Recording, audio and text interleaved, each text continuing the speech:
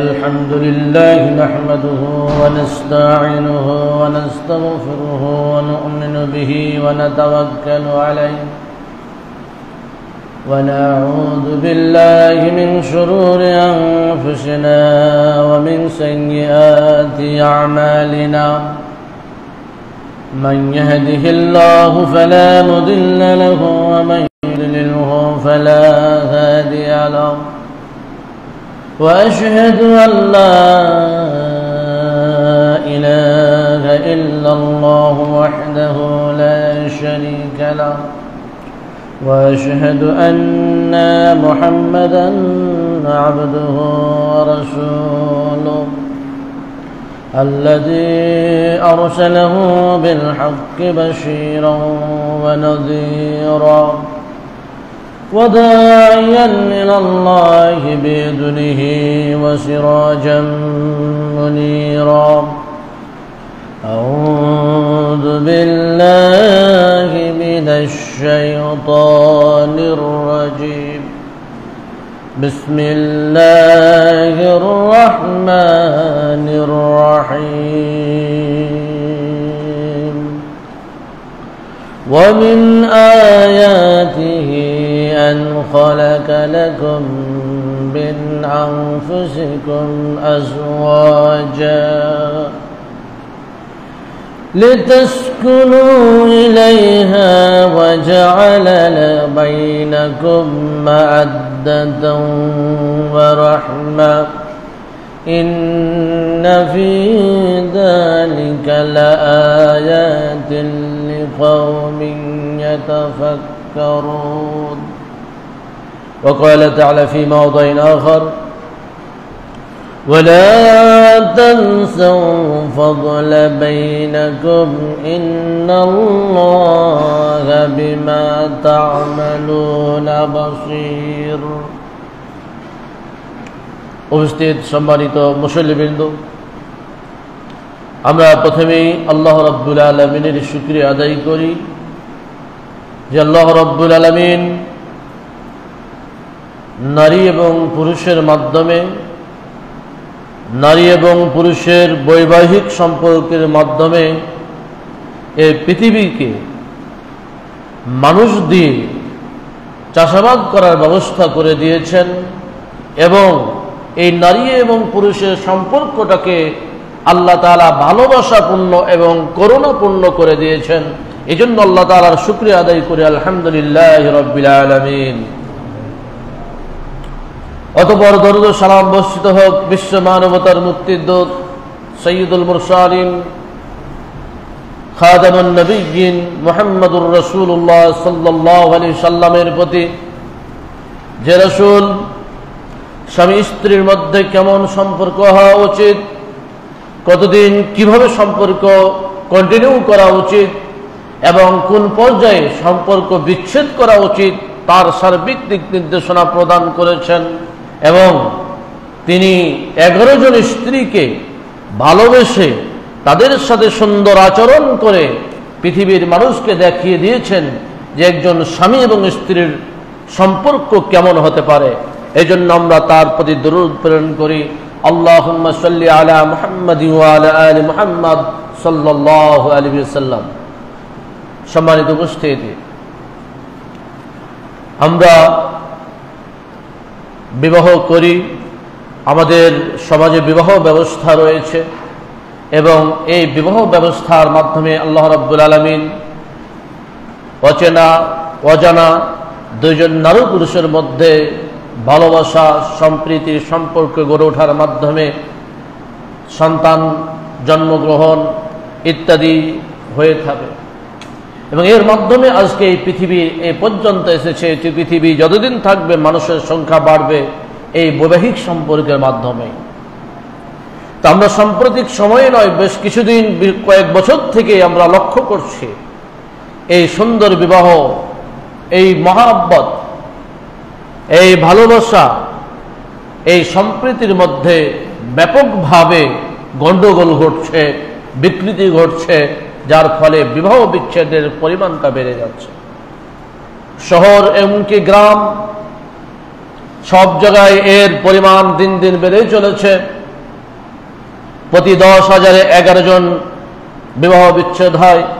বর্তমানে আরও বেড়েছে, বিশেষ করে শহর অঞ্চলে যে সকল মেয়েরা চাকুরি করে অথবা যে সকল মেয়েরা স্বামীর সাথে সম্পর্ক ধরে রাখতে পারে না, অথবা যে সকল ছেলেরা বেকারত্ব বা নেশাগ্রস্তের কারণে স্ত্রীর সাথে স্বাভাবিক সম্পর্ক রাখতে পারে না, যার ফলে বিবাহ বিচ্ছেদ ঘটে যাচ্ছে। আল্লাহ রাব্বুল আলামিন এই বিবাহটা বিচ্ছেদ করার জন্য তো বিবাহ করার নির্দেশনা দেন নাই, বরং পারস্পরিক সম্পর্কটাকে মহব্বতপূর্ণ, ভালোবাসাপূর্ণ, সৌহার্দ্যপূর্ণ, করুণাপূর্ণ করে সারা জীবন একজন আরেকজনের পোশাক স্বরূপ, পোশাক হিসাবে বেঁচে থাকার জন্য এই সম্পর্কের বিধান দিয়েছেন। কিন্তু এই সম্পর্কে দেখা যাচ্ছে বিভিন্ন কারণে আমাদের টানাপোড়েন লাগে এবং সম্পর্ক এমনকি বিবাহ বিচ্ছেদ পর্যন্ত ঘটে যাচ্ছে। বহুদিনের সম্পর্ক 2-4 বছর তো স্বাভাবিক, এমনকি আমরা বিভিন্ন সময় প্রশ্নের সম্মুখীন হয়ে আমাদের কাছে প্রশ্ন আসে, 40 বছর ধরে বিবাহিক সম্পর্ক রাখার পরে এই 40 বছর পরে তাদের বিবাহ বিচ্ছেদ হয়ে যাচ্ছে।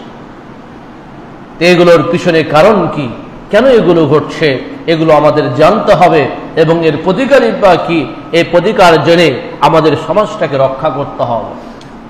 সম্মানিত উপস্থিতি, আল্লাহ রাব্বুল আলামিন বলছেন, ওয়া মিন আয়াতিহি আন খালাকা লাকুম মিন আনফুসিকুম আজওয়াজান। আর আল্লাহর অন্যতম নিদর্শন হচ্ছে আল্লাহ রাব্বুল আলামিন যে সকল নিদর্শনাবলীর মাধ্যমে এই পৃথিবীকে সৌন্দর্যমণ্ডিত করেছেন, এই পৃথিবীকে সুসজ্জিত করেছেন, এই পৃথিবীকে সুন্দরভাবে সাজিয়েছেন, তার মধ্যে অন্যতম হচ্ছে আন খালাকা লাকুম মিন আনফুসিকুম আজওয়াজান, যে আল্লাহ রাব্বুল আলামিন তোমাদের থেকেই তোমাদের স্ত্রীদেরকে সৃষ্টি করেছেন। আমরাও মানুষ, আমাদের যারা স্ত্রী হচ্ছেন তারাও মানুষ। আদম আলাইহিস সালাম থেকেই হাওয়া আলাইহিস সালামকে সৃষ্টি করা হয়েছে এবং ওই হাওয়া আলাইহিস সালামের মাধ্যমে এই পৃথিবীর বুকে সকল নারীর যে ধারাবাহিকতা, নারীদের যে ধারাবাহিকতা, মহিলাদের যে ধারাবাহিকতা, সেটা চলে আসছে। এবং একই মানসিকতা, একই খাদ্য, একই বস্ত্র বা বস্ত্রের হতে ভিন্নতা আছে, কিন্তু একই আত্মসম্মান বোধ নিয়ে এই নারী এবং পুরুষ আল্লাহ রাব্বুল আলামিন সৃষ্টি করেছেন। পুরুষদের থেকে আল্লাহ বলছেন মিন আনফুসিকুম, তোমাদের নিজেদের মধ্য থেকে, তোমাদের থেকেই এই স্ত্রীদেরকে আল্লাহ তাআলা সৃষ্টি করেছেন। কি জন্য করলেন? কেন? পুরুষ শুধু তো একাই পৃথিবীর চাষাবাদ করতে পারতেন, পুরুষরাই চালিয়ে দিতে পারত, কিন্তু নারীদেরকে আল্লাহ কেন সৃষ্টি করলেন? আল্লাহ রাব্বুল আলামিন বলছেন লিতাসকুনু ইলাইহা, যাতে করে তাদের কাছে তোমরা গিয়ে প্রশান্তি লাভ করতে পারো। একজন পুরুষ একাকী থাকতে পারে না, প্রশান্তি পাবে না। আদম আলাইহিস সালাম একাকী ছিলেন, প্রশান্তি পাচ্ছিলেন না, এই কারণে আল্লাহ রাব্বুল আলামিন হাওয়া আলাইহিস সালামকে সৃষ্টি করলেন। এই পৃথিবীতে এখনো বর্তমানে একজন পুরুষ ততদিন পর্যন্ত তার ঈমানকে পূর্ণ করতে পারে না, সে মানসিকভাবে প্রশান্তি পায় না, যতক্ষণ না তার একজন সহযোদ্ধা নারী তার পাশে থাকে, তার সেবা করে, তাকে খাদ্য রান্না করে দেয়, তাকে পানীয় দেয়, তার সেবা যত্ন করে এবং পারস্পরিক সুসম্পর্কের মাধ্যমে তারা পৃথিবীর উন্নয়নে, জাতির উন্নয়নে কাজ করে যায়। আল্লাহ পাক এরপরে বলছেন ওয়াজালা বাইনাকুম মাওয়াদ্দাতাও ওয়া রাহমা, এই যে তোমাদের স্ত্রী এবং তোমাদের মাঝে আল্লাহ রাব্বুল আলামিন মাওয়াদ্দা, ভালোবাসা এবং অনুকম্পা, করুণা সৃষ্টি করে দেন। ভালোবাসা যদি স্বামী এবং স্ত্রীর মধ্যে না থাকে, শুধু সম্পর্কই থাকে, সেই পরিবারে কোনোদিন শান্তি, শৃঙ্খলা, ভালোবাসা কিছুই আসবে না। যদি স্বামী স্ত্রীর মধ্যে মাওয়াদ্দা, আল্লাহ তাআলা বলছেন জাআলা বাইনাকুম মাওয়াদ্দাতাও ওয়া রাহমা, আর তোমাদের মাঝে আল্লাহ তাআলা সৃষ্টি করে দিলেন মাওয়াদ্দা, ভালোবাসা এবং রহমত।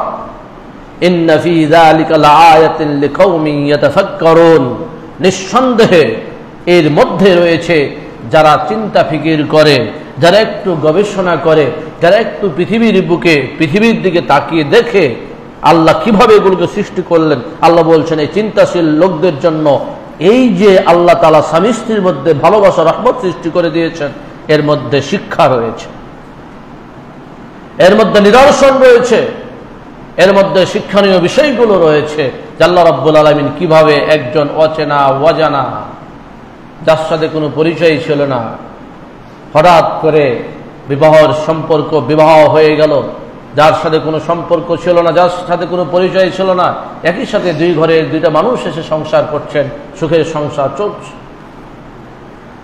তো এই যে সুখের সংসার, এই যে ভালোবাসা, এই যে মামাদ্দা, এই যে পরস্পরের প্রতি দয়া, অনুগ্রহ, একজন আরেকজন কষ্ট পেলে সে কষ্ট পায়, স্বামী কষ্ট পেলে স্ত্রী কষ্ট পায়, স্ত্রী কোনোভাবে কষ্ট পেলে স্বামীও কষ্ট পায়।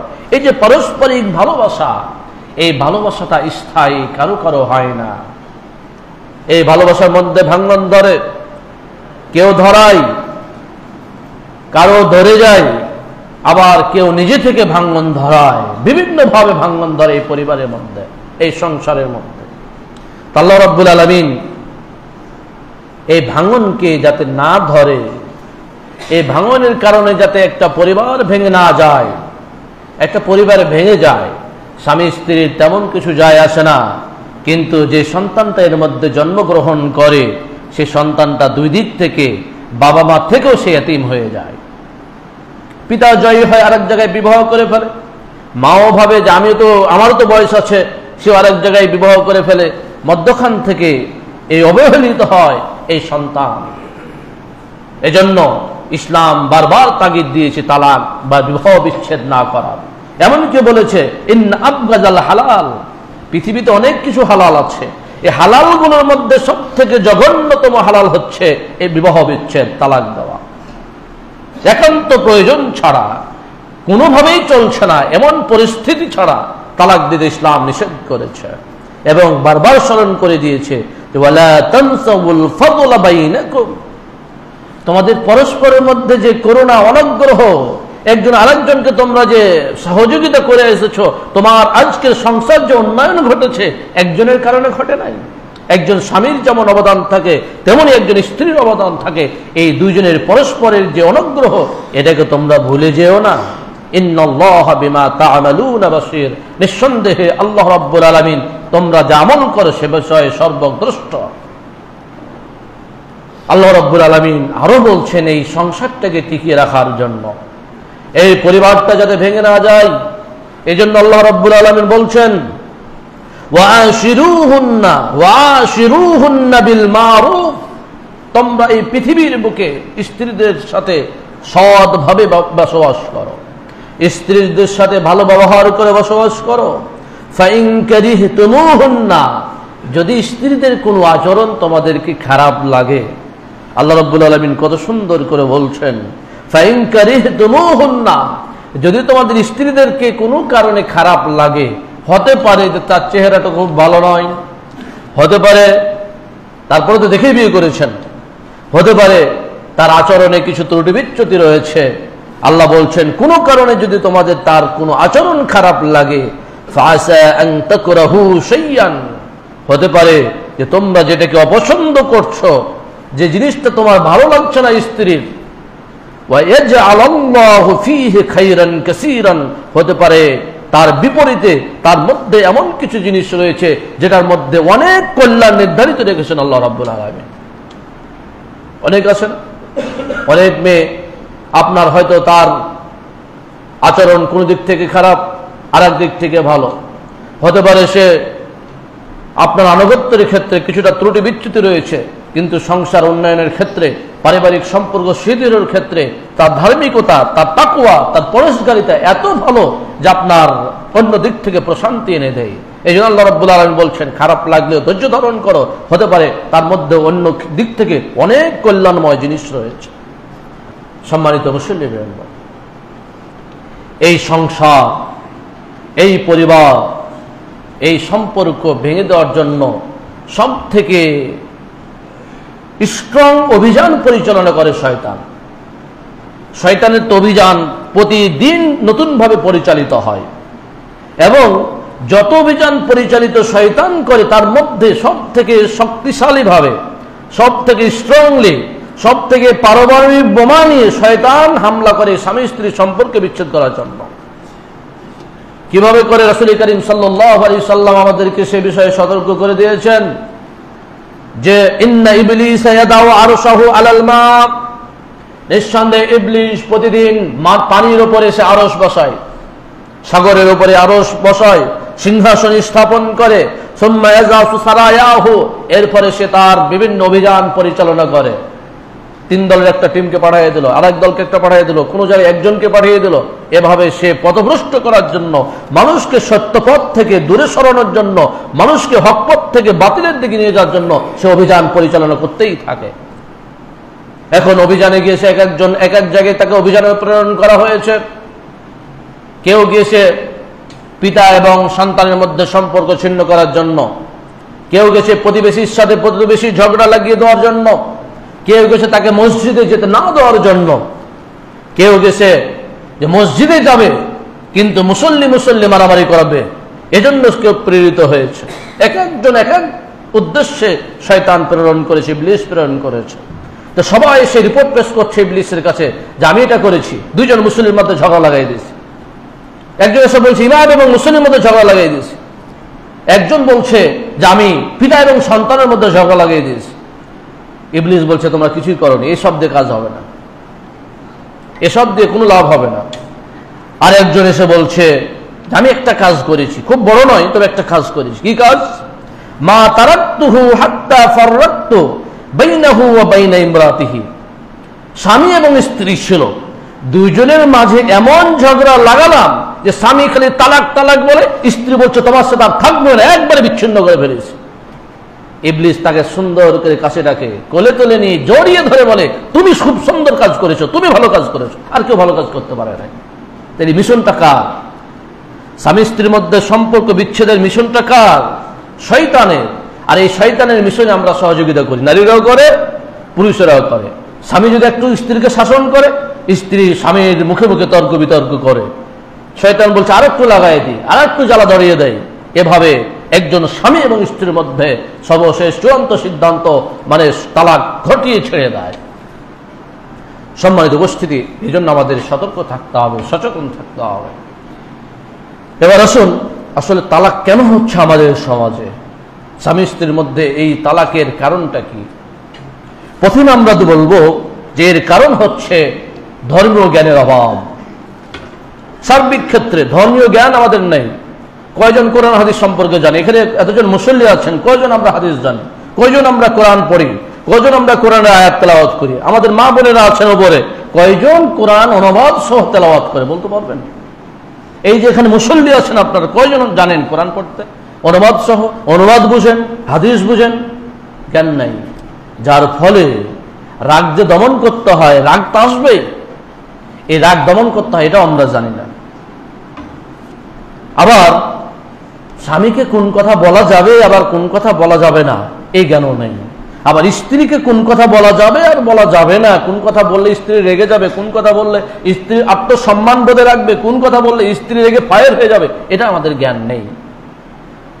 যেমন বৈষয়িক জ্ঞানের ক্ষেত্রে আমাদের দুর্বলতা রয়েছে, তেমন ধর্মীয় জ্ঞানের ক্ষেত্রে আমাদের দুর্বলতা রয়েছে, যার ফলে দেখা যাচ্ছে যে আমাদের পারস্পরিক সম্পর্কের মধ্যে দূরত্ব সৃষ্টি হচ্ছে। এজন্য না জানলে পরে আমাদেরকে জানতে হবে। আল্লাহ রাব্বুল আলামিন কোরআনুল কারীমে বলছেন ফাসআলু আহলা যিকর ইন কুনতুম লা তা'লামুন, তোমরা যারা আহলুল যিকর, যারা জ্ঞানী তাদেরকে তোমরা জিজ্ঞেস করো যদি তোমাদের জানা না থাকে। রাসূল করিম সাল্লাল্লাহু আলাইহি সাল্লাম বলছেন যে মূর্খতার শিক্ষা হচ্ছে সে জিজ্ঞেস করবে, জেনে নিবে যে এটার বিধান কি হবে, এটা কি হবে। সম্মানিত উপস্থিতি, তালাক ঘটার অন্যতম আরেকটি কারণ হচ্ছে পারস্পরিক সন্দেহ। হয়তো স্বামীকে সন্দেহ করছে স্ত্রী পরকীয়ায় জড়িয়ে পড়েছে। আমরা কিছুদিন আগে দেখলাম না, আবু তাহা আদনানের বিবাহ বিচ্ছেদ হয়ে গেল। একজন আলেম মানুষও স্ত্রীকে ধরে রাখতে পারলেন না, কারণ নারীর যে আবেগ, নারীর মাথার ভিতরে যে গুজগুজ করে, এই আবেগে তাদেরকে ধ্বংস করে ফেলে। আর নারীদের যে মানে অন্যকে কিছু ভাবার অন্য কিছু না দেওয়ার যে প্রবণতা, রাসূলের 11 জন স্ত্রী ছিল, তারপরেও তাদের সংসার সুখের ছিল। তারা ভাগে 11 দিন পর একদিন পেতেন আল্লাহ রাসূলকে। কিন্তু আমাদের মা বোনেরা একদিন যদি না পায় স্বামীকে, স্বামী যদি অন্যের ঘরে যায়, অন্য স্ত্রীর ঘরে, তাহলে শেষ হয়ে যাবে, আত্মহত্যা করে ফেলবে অথবা নিজে ছেড়ে চলে যাবে। এই অবস্থা, এই প্রবণতার কারণে মূলত এটা তো বৈবাহিক সম্পর্ক, তার আগে সন্দেহ হয়, সন্দেহ করে, স্ত্রীকেও স্বামী সন্দেহ করে।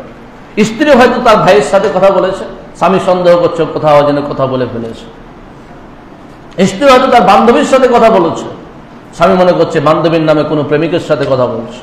এই যে পারস্পরিক সন্দেহ, পরস্পরের প্রতি আস্থা না থাকা, এই আস্থা না থাকাটা হচ্ছে তালাকের অন্যতম কারণ।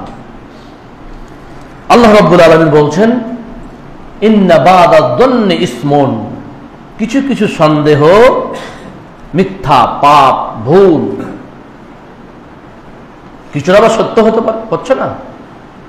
পরিবারে পরকীয়া জড়িয়ে পড়ছে স্ত্রী, স্বামী আবার পরকীয়া জড়িয়ে পড়ছে, অথবা অন্য কোনো ক্ষেত্রে সন্দেহ হচ্ছে। তো এই যে দম, এই বেশি বেশি ধারণা থেকে আমাদেরকে বিরত থাকতে হবে, বেশি বেশি সন্দেহ প্রবণ হওয়া থেকে আমাদের বিরত থাকতে হবে, তাহলে সংসার ভেঙে যাবে না। নবী করিম সাল্লাল্লাহু আলাইহি সাল্লাম বলছেন, ইয়্যাকুম ওয়াদ-দন্না, তোমরা অবশ্যই অধিক সন্দেহ করা থেকে, ধারণা পোষণ করা থেকে বিরত থাকবে। কারণ ফাইন্নাদ-দন্না আযযাবুল হাদিস, কারণ এই যে সন্দেহ পোষণ করাটা সব থেকে বড় মিথ্যা। সন্দেহ, বেশি বেশি সন্দেহ করাটা সবচেয়ে বড় মিথ্যা। এই সন্দেহ থেকে তোমরা বিরত থাকবে, অন্যথায় সংসার ভেঙে যাবে। তাহলে এটা 2 নম্বর কারণ, আমরা স্বামী স্ত্রী পরস্পরের প্রতি সন্দেহ প্রবণ হয়ে পড়ে। বিভিন্ন ক্ষেত্রে হতে পারে, টাকা পয়সার ক্ষেত্রে হতে পারে। স্ত্রী এক জায়গায় টাকা খরচ করেছে, আপনি মনে করছেন অন্য ক্ষেত্রে খরচ করে ফেলেছে। স্ত্রীর হয়তো ব্যাংক অ্যাকাউন্ট আছে, সে তুলে নিয়ে দিচ্ছে টাকা, আপনি মনে করছেন হয়তো কোন বন্ধু বান্ধবকে দিয়ে দিচ্ছে, অথবা পিতামাতাকে দিয়ে দিচ্ছে, ইত্যাদি ইত্যাদি ক্ষেত্রে সন্দেহ হতে পারে। এই যাবতীয় সন্দেহ থেকে আমাদেরকে বিরত থাকতে হবে। আরেকটি কারণ হচ্ছে স্বামী এবং স্ত্রীর পরস্পরের প্রতি সম্মান বোধ না থাকা। এই শিক্ষা পরিবার থেকেই দিতে হবে। স্বামী তার স্ত্রীকে স্নেহ করবে, স্ত্রী তার স্বামীকে সম্মান করবে, এবং এই জায়গাটা সব থেকে পৃথিবীর চূড়ান্ত জায়গা হতে হবে। ক্ষেত্র বিশেষে পিতামাতা অপেক্ষা স্বামীকে বেশি সম্মান করতে হবে। স্বামী যদি নিষেধ করে, না এখন পিতার বাড়ি যাওয়া যাবে না, স্ত্রী বলবে ওকে। ভাইয়ের বাড়ি যাওয়া যাবে না, স্ত্রী বলবে ওকে, স্বামী বলেছে আমি যাব না। এই যে সম্মান, এই সম্মান থাকতে হবে। আল্লাহ রাব্বুল আলামিন কোরআনুল কারীম বলছেন, ওয়াশিরুহুন্না বিল মারুফ, অনুরূপভাবে স্বামী ও স্ত্রীর প্রতি স্নেহবোধ, ভালোবাসা রাখবে, এবং আল্লাহ বলছেন তাদের সাথে সৎভাবে, ভালোভাবে, সুন্দর আচরণের মাধ্যমে তোমরা তাদের সাথে বসবাস করো। কারণটা কি? আল্লাহ নবী বলছেন, খৈরুকুম খৈরুকুম লিআহলিহি, তোমাদের মধ্যে শ্রেষ্ঠ সে ব্যক্তি যে তার স্ত্রীর কাছে ভালো। আপনি স্ত্রীর কাছে ভালো না, পৃথিবীর সকল মানুষের কাছে ভালো, কিন্তু আপনি স্ত্রীর কাছে ভালো নন, আপনি ভালো নন। আল্লাহ নবী বলছেন, খৈরুকুম খৈরুকুম লিআহলিহি, সে ব্যক্তি শ্রেষ্ঠ যে তার স্ত্রীর কাছে শ্রেষ্ঠ। ওয়া আনা খৈরুকুম লিআহলি, আল্লাহ নবী বলছেন, আমি আমার স্ত্রীদের মাঝে, আমি আমার পরিবারের কাছে আমি ভালো, আমি উত্তম, আমি শ্রেষ্ঠ। সুতরাং আপনাকে শ্রেষ্ঠ হতে হলে স্ত্রীকে কিভাবে ম্যানেজ করতে হবে, স্ত্রীকে কিভাবে পরিচালনা করতে হবে, স্ত্রীকে কিভাবে বোঝাতে হবে, এই কৌশল আপনার মধ্যে থাকতে হবে, অন্যথায় আপনার সংসার অন্যদিকে চলে যাবে। সম্মানিত উপস্থিতি, আরেকটি কারণ হচ্ছে যে স্বামীর অবাধ্য হওয়া। অনেক পারিবারিক শিক্ষা নেই। মা হয়তো দেখেছে সারা জীবন যে মা বাবার সাথে তর্ক বিতর্ক করছে, সেটা গিয়ে স্বামীর উপরে প্রয়োগ করে আমাদের বোনেরা, আমাদের মেয়েরা, যার ফলে দেখা যাচ্ছে যে এই সংসারটা ভেঙে যাচ্ছে। তো স্বামীর প্রতি সর্বোচ্চ সম্মান থাকতে হবে, অবাধ্যতা থাকা যাবে না, স্বামীর বিরোধিতা করা যাবে না। আল্লাহ রাব্বুল আলামিন বলছেন, আল্লাতী তাখাফুনা নুশুজাহুন্না ফাইযুহুন্না, তোমরা যাদের অবাধ্যতার আশঙ্কা করো, বিচ্ছেদের আশঙ্কা করো, তাদেরকে তোমরা উপদেশ দাও, ওয়াজ করো, নসিহত করো। দেখেন পৃথিবীতে কাউকে যদি সিজদা করা জায়েজ হতো তাহলে স্বামীকে সিজদা করতে হতো। স্ত্রীকে কথা ভাবতে হবে যে পৃথিবীর কোনো মানুষকে যদি, আল্লাহর পরে পৃথিবীর কোনো মানুষকে যদি সিজদা করার নির্দেশ দেওয়া হতো তাহলে এই স্বামীকে সিজদা করতে হতো। আল্লাহর নবী বলছেন, লাউ কুনতু আমিরান আহাদান আন ইয়াসজুদা লিআহাদিন, আমি যদি কাউকে কাউর জন্য সিজদা করার আদেশ দিতাম, লা আমারতুল মারআতা আন তাসজুদা লিজাওজিহা, অবশ্যই আমি স্ত্রীকে তার স্বামীকে সিজদা করার নির্দেশ দিতাম। তাহলে সিজদা কত বড় সম্মান, কত বড় সম্মান, যেটা আল্লাহ ছাড়া কাউকে করা যায় না, কোন বড় মানুষের সামনে করা যায় না, কোন নেতার সামনে করা যায় না, কোন পীর আউলিয়ার সামনে করা যায় না, এমনকি নবীকেও করা যায় না যে সিজদা, সে সিজদা স্বামীকে করতে বলা হতো। যদি জায়েজ থাকতো তাহলে স্বামীর সম্মান কত বড় হতে পারে। একজন মহিলা যদি রাত্রে স্বামী যে কোনো মুহূর্তে তাকে আহ্বান করে, তাকে যেতে হবে। এমনকি রান্না বান্না চলছে, স্বামী বলছে তোমাকে ঘরে আসতে হবে, রান্না বান্না অফ করে স্ত্রীকে ঘরে যেতে হবে, রাসূলের নির্দেশ। একটা হাদিসের মধ্যে এসেছে যে স্বামীর যে কি হক, স্বামীর যে কি অধিকার, যদি স্বামীর গায়ে ফোড়া পুজে ভর্তি হয়ে থাকে আর যদি স্ত্রী সেটা জিহ্বা দিয়ে চেটে চেটে পরিষ্কার করে দেয়, তবুও স্বামীর হক আদায় হবে না। রাসূলের কথা, এটা আমার কথা নয়। রাসূল বলছেন এর স্বামীর সম্মানের দিকটাকে খেয়াল করে, স্বামীর প্রতি স্ত্রীর আনুগত্যের দিকটাকে খেয়াল করে রাসূল করিম সাল্লাল্লাহু আলাইহি সাল্লাম এই কথাগুলো বলেছেন। সম্মানিত মুসলিমবৃন্দ, এই যে বিবাহ বিচ্ছেদ ঘটে যাওয়ার অন্যতম আরেকটি কারণ হচ্ছে মেয়ের পরিবারের পক্ষ থেকে উস্কানিমূলক প্ররোচনা। পৃথিবীতে যত তালাক হয় এর পিছনে সব থেকে বড় দায়ী থাকে মেয়ের মা অথবা মেয়ের বোনেরা, মেয়ের বান্ধবীরা। পৃথিবীতে যত তালাক হয় এর সব থেকে বড় দায়ী থাকে কে? মেয়ের মা, মেয়ের পরিবারের লোকেরা। কারণ সংসারে কিছু হতে পারে, সেটা মেয়ে বলে কাকে? তার মাকে বলে।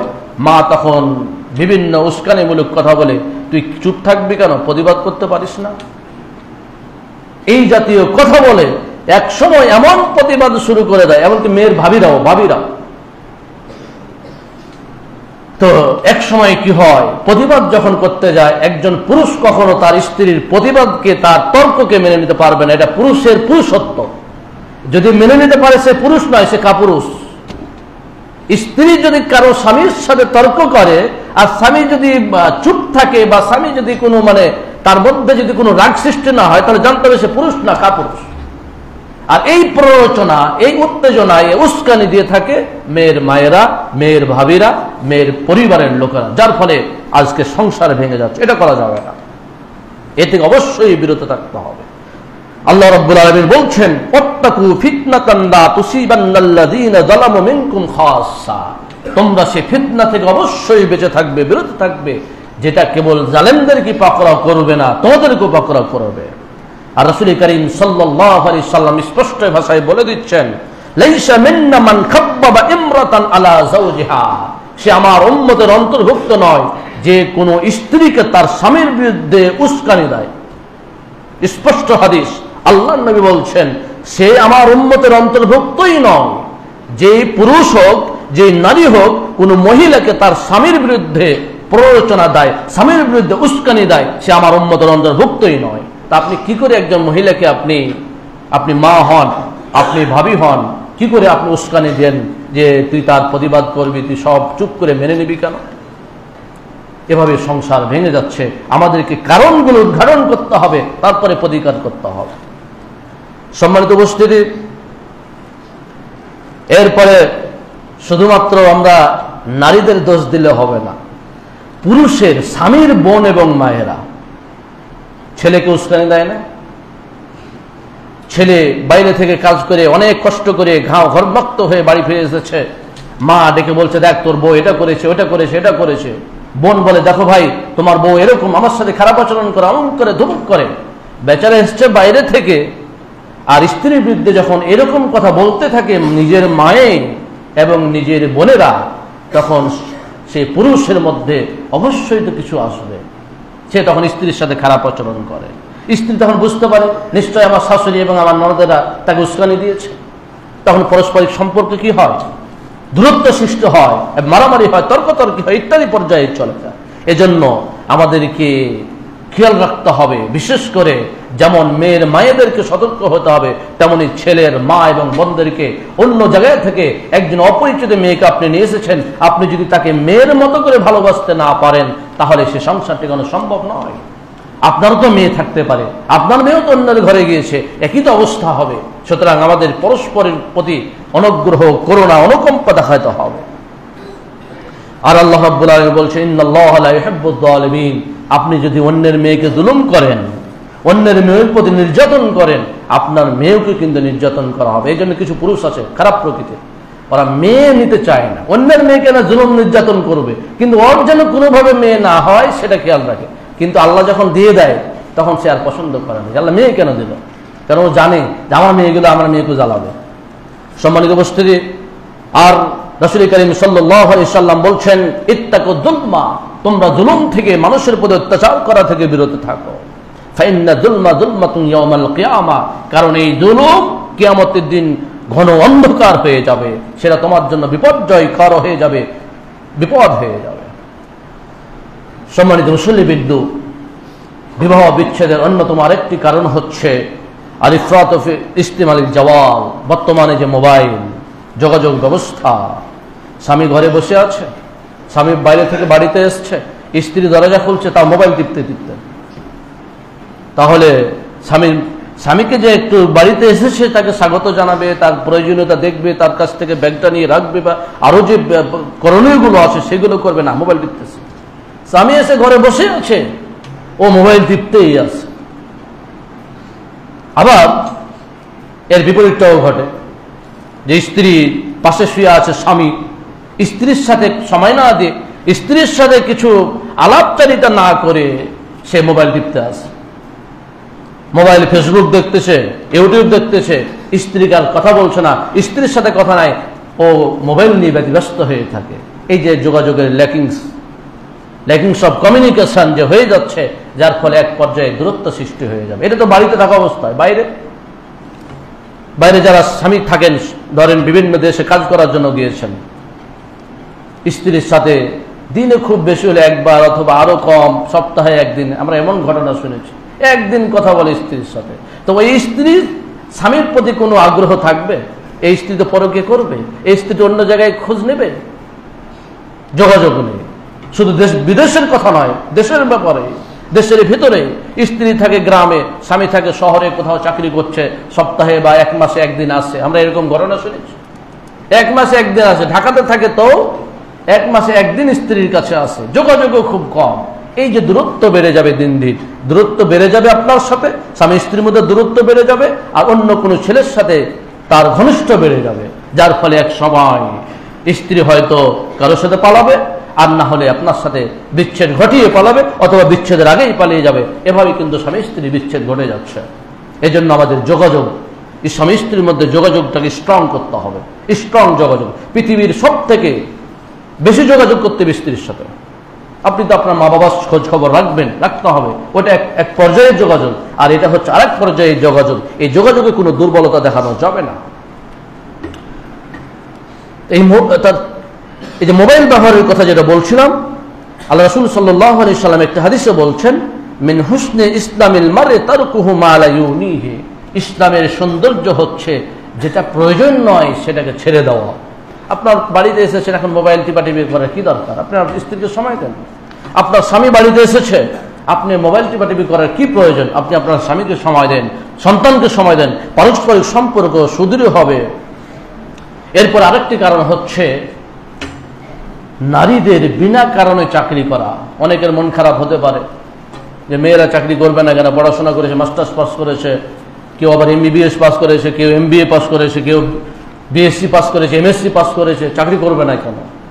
কিন্তু আমরা যদি পরিসংখ্যান দেখি যে সকল পরিবারগুলো ভেঙে যাচ্ছে, সংসারগুলো ভেঙে যাচ্ছে, এই মেয়েরা যেখানে চাকরি করে সেখানে ভেঙে যাচ্ছে। কারণটা কি? একটা মেয়ের হাতে যখন টাকা চলে আসে তখন স্বামীর কোনো দাম নাই, স্বামীর কোনো মূল্য নেই। আমার কাছে টাকা আছে, তুমি চলে যাবে, আর একটা চলে আসবে, টাকা তো আমার কাছে আছে। এই যে আপনার মেয়েদের চাকরি করা একান্ত বাধ্যগত ছাড়া, পরিবার দরিদ্র, চাকরি করতে হবে, উপায় নেই। আপনার স্বামী অসুস্থ, ও কোনো কর্ম করতে পারে না, স্ত্রীকে চাকরি করতে হবে, উপায় নেই। এরকম ক্ষেত্র ছাড়া, একান্ত বাধ্যগত অবস্থা ছাড়া, স্বামীর অনেক অনেক সম্পদ, তাও স্ত্রী চাকরি করে, স্ট্যাটাস।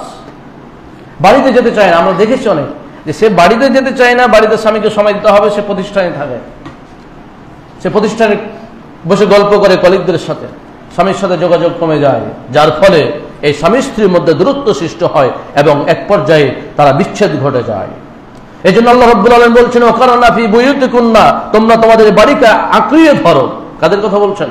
নারীদের কথা বলছেন। ওয়াল বারাতু রাইয়াতুন ফি বাইতি জাওজিহা, কারণ একজন নারী হচ্ছে তার স্বামীর বাড়ির নেত্রী, সন্তানের নেত্রী। সন্তান পরিচালনা করার দায়িত্ব হচ্ছে একজন স্ত্রীর, বাড়ির পরিচালনা করার দায়িত্ব হচ্ছে একজন স্ত্রীর, তার উপরে নেতা থাকবে স্বামী। ওয়াহিয়া মাসউলাতুন আন রাইয়াতিহা, এবং সে তার দায়িত্ব সম্পর্কে অবশ্যই জিজ্ঞাসিত হবে, সে বুখারীর হাদিস।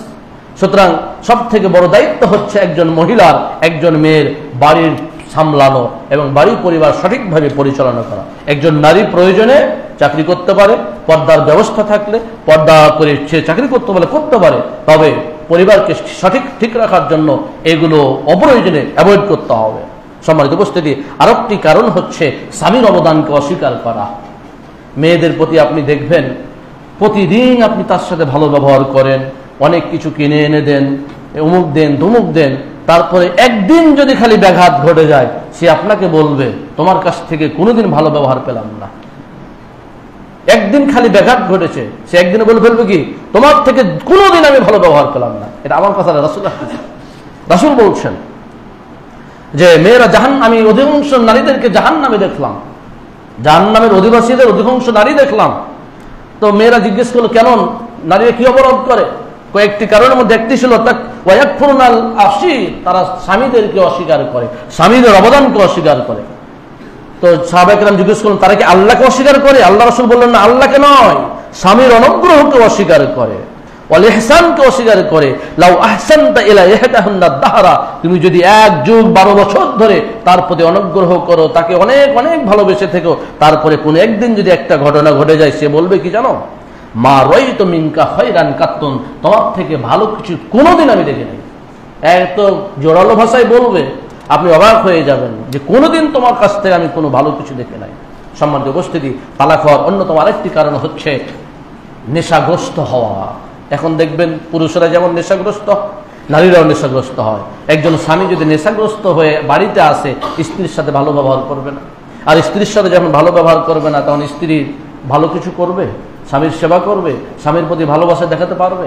নেশা করে আসলো, নেশা করে এসে স্ত্রীকে পেটানো শুরু করলো, ওই স্ত্রী কতদিন থাকবে, কতদিন সহ্য করবে? এক পর্যায়ে বিবাহ বিচ্ছেদ হতে বাধ্য হয়। এজন্য এই নেশা যাতে আমাদের যুবকেরা, আমাদের ছেলেরা, আমাদের ভাইয়েরা না এই জড়িয়ে পড়ে, এদিকে আমাদের সমাজকে, আমাদের পরিবারকে সচেতন হতে হবে। সম্মানিত উপস্থিতি, আরেকটি কারণ হচ্ছে দুনিয়ার প্রতি অধিক চাহিদা। কিছু মেয়ে আছে, ও দেখছে প্রতিবেশীরা অথবা তার বোন অথবা তার ভাবি অনেকগুলো কাপড় পেয়েছে, অনেকগুলো প্রসাধনী পেয়েছে, অনেকগুলো অর্নামেন্ট পেয়েছে, এখন ও আর সহ্য করতে পারছে না, স্বামীকে চাপ দিতেই থাকছে। স্বামীর সামর্থ্য নেই, অথচ বলছে আমাকে 5টা 3 পিস দিতে হবে, ঈদ আসলে এবার শাড়ি দিতে হবে, ঈদ আসলে এই অর্নামেন্ট দিতে হবে, এই গহনা দিতে হবে, এটা দিতে হবে, ওটা দিতে হবে, অথচ স্বামীর সামর্থ্য নেই। এত চাওয়া চাই করতে করতে এক পর্যায়ে স্বামী স্ত্রীর মধ্যে দূরত্ব সৃষ্টি হবে এবং বিচ্ছেদ ঘটে যাবে। এজন্য আমাদের খেয়াল রাখতে হবে। এজন্য আল্লাহ রাব্বুল আলামিন বলছেন, ওয়ালা তামুদান্না আইনাইকা ইলা মা মাত্তা'না বিহি, আমি যাদেরকে অনেক অনেক অনুগ্রহ করেছি বিভিন্ন দিক থেকে, তাদের দিকে তাকায়ও না, তাদের দিকে তাকিয়ে লাভ নেই। তোমার স্বামীর দিকে তাকাও, তোমার স্বামীর কতটুকু সামর্থ্য রয়েছে সেদিকে তাকিয়ে তোমাকে চাইতে হবে। রাসূল সাল্লাল্লাহু আলাইহি সাল্লাম আবু হুরায়রাকে বললেন, হে আবু হুরায়রা, ইরদা বিমা কাসামাল্লাহু তাকুন গানিয়ান, আল্লাহ তোমার জন্য যা নির্ধারণ করেছেন তাতেই তুমি সন্তুষ্ট থাকো, তাহলে তুমি ধনী হয়ে যাবে। অন্যের দিকে তাকায় না। আল্লাহ রাসূল আরেকটি হাদিসের মধ্যে বলছেন, উনজুর ইলা মান হুয়া আসফালা মিনকুম, তোমাদের থেকে টাকা পয়সায়, মর্যাদায়, ধন সম্পদে যারা কম তাদের দিকে তাকাও, তোমাদের থেকে যাদের ধন সম্পদ বেশি তাদের দিকে তাকায় না। কারণ তুমি তাদের দিকে তাকাও, তুমি মনে অশান্তি নিয়ে বসবাস করবা, আর মনে অশান্তি থাকলে তুমি স্বামীর সাথে ভালো ব্যবহার করবে না। একজন নারীর যদি মনের মধ্যে অশান্তি থাকে তাহলে সে স্বামীর সাথে কোনো সময় ভালো ব্যবহার করতে পারবে না। আর এই মনের অশান্তির কারণ কি? অধিক চাহিদা, অধিক চাহিদা। আমার ভাবি পেয়েছে 5টা 3 পিস এক ঈদেই, আর আমি একটাও পাচ্ছি না। আমার অমুক পেয়েছে, আমার বোন পেয়েছে এতগুলো, আমার প্রতিবেশী পেয়েছে এতগুলো, আমি পাচ্ছি না। এই যে চাহিদা, এই চাহিদা দূর করতে হবে। আপনার স্বামীর সামর্থ্য কি, কতটুকু দিলে আপনার স্বামীর পরিবার চলবে, সংসার চলবে, এদিকে খেয়াল রেখে আপনাকে চাইতে হবে। সম্মানিত উপস্থিতি, এরূপ কারণ আরো রয়েছে। আরেকটি কারণ হচ্ছে বিবাহে সমতা স্থাপন। বিবাহের দেওয়ার সময় আপনাকে সমতা দেখে বিবাহ দিতে হবে। আপনি আবেগে একজন অনেক ধনীর মেয়েকে বিবাহ করে নিলেন, অথবা ওই মেয়েটা হয়তো আপনার প্রেমে পড়ে গেছে, বিয়ে করে, কিন্তু পরবর্তীতে ওই মেয়েটা আপনার পরিবারের সাথে অ্যাডজাস্ট হবে না, আপনি চলতে পারবেন না। অথবা এমনও হয় যে একজন ছেলে একজন সুন্দরী গরিব মেয়েকে খুব বিবাহ করে ফেলেছে, অনেক ধনীর ছেলে, পরবর্তীতে যখন শ্বশুর বাড়ি যাবে একটা বসার জায়গা ঠিক মতো পাবে না, টয়লেটটা গিয়ে দেখবে যে অপরিষ্কার অপরিচ্ছন্ন, এক পর্যায়ে তার মধ্যে অশান্তি সৃষ্টি হবে, ঘৃণা সৃষ্টি হবে, তখন পরিবার ভেঙে যাবে। এই জন্য সমতা কিন্তু একটা গুরুত্বপূর্ণ বিষয়। আপনি যে পর্যায়ের অর্থ সম্পদের দিনের, আপনি সে পর্যায়ে দিন। বিশেষ করে দিন, ধর্ম, আপনার ধর্ম ঠিক আছে, ওর ধর্ম নেই, যে ধর্ম নাই সে আপনার সাথে ভালোভাবে চলতে পারবে না। এই সমতার ক্ষেত্রে অবশ্যই আমাদের খেয়াল রাখতে হবে। সম্মানিত উপস্থিতি, এরূপ কারণ হচ্ছে আরেকটি হচ্ছে বেকারত্ব। এই বেকারত্ব থাকলে, স্বামীর অর্থ সম্পদ না থাকলে স্ত্রী আপনাকে বেশি দিন মেনে নিতে পারবে না।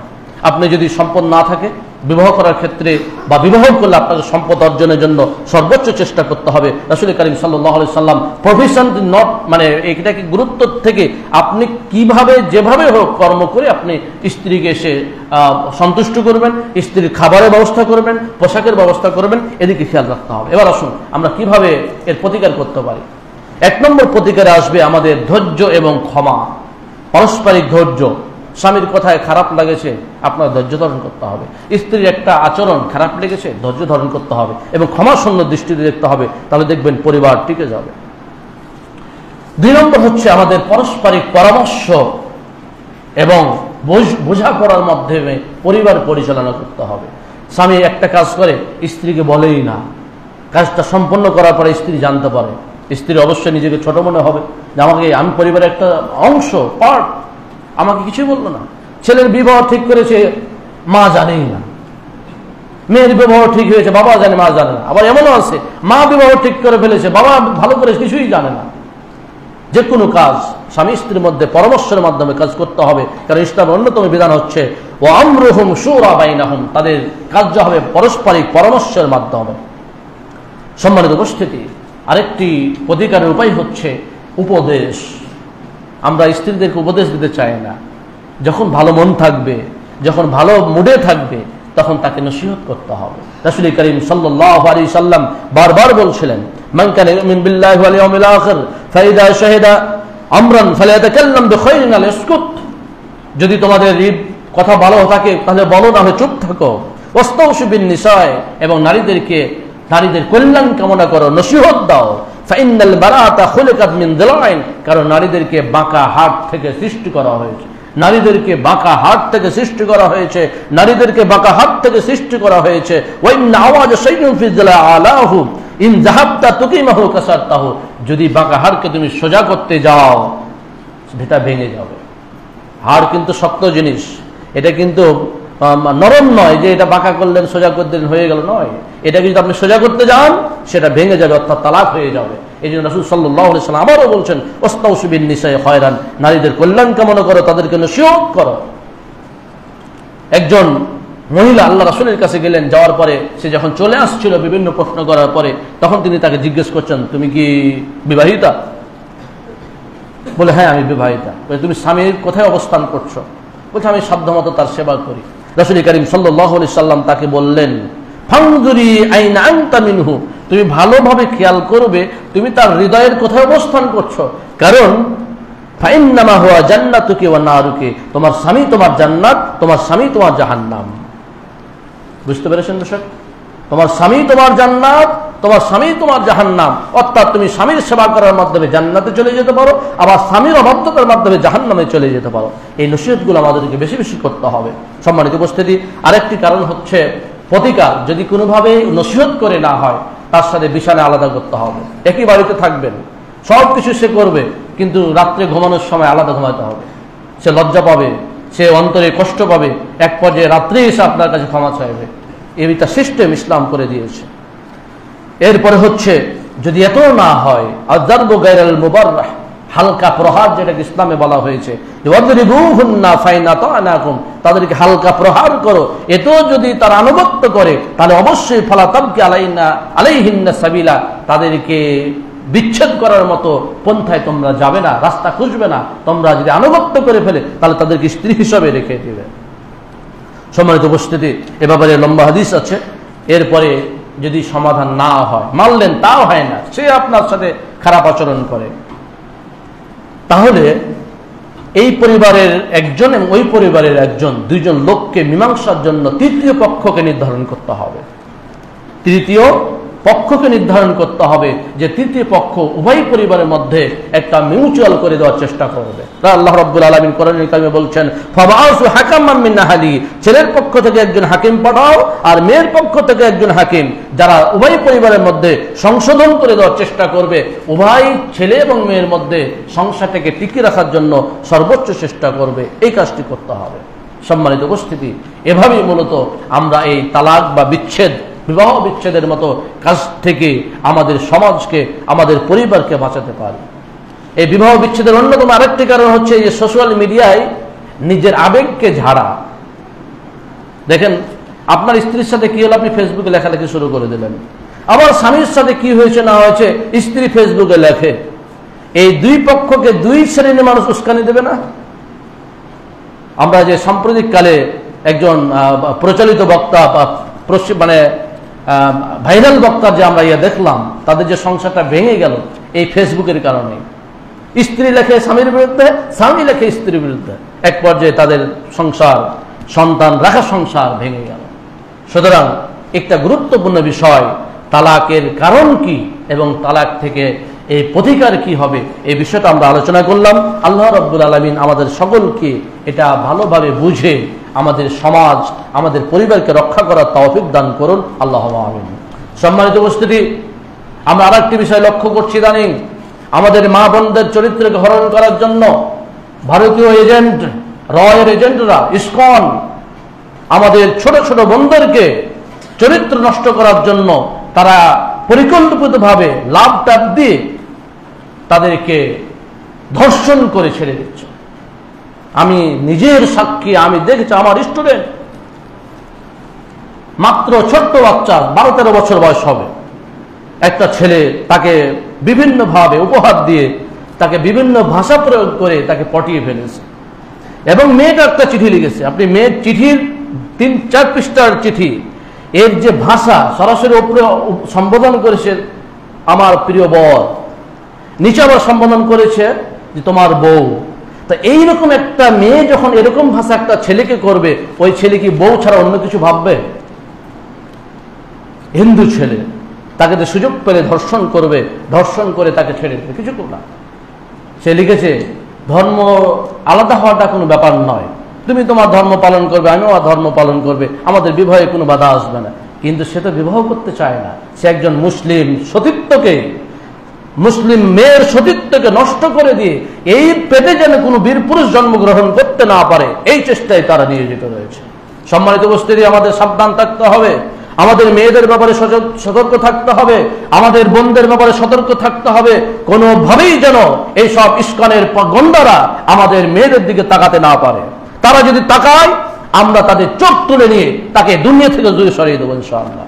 আমাদের হিন্দুদের প্রতি কোনো অভিযোগ নেই, তারা আমাদের দেশে কর দিয়ে, ভ্যাট দিয়ে বসবাস করে, তারা স্বাধীনভাবে বসবাস করবে। কিন্তু তারা যদি কোনোভাবে ভিন্ন পন্থায় আমাদের মেয়েদের চরিত্র হরণ করার চেষ্টা করে, তাহলে এটা আমরা কোনো সময় সহ্য করবো না ইনশাআল্লাহ। সম্মানিত উপস্থিতি, আল্লাহ রাব্বুল আলামিন আমাদের সকলকে তৌফিক দান করুন, আল্লাহুম্মা আমিন।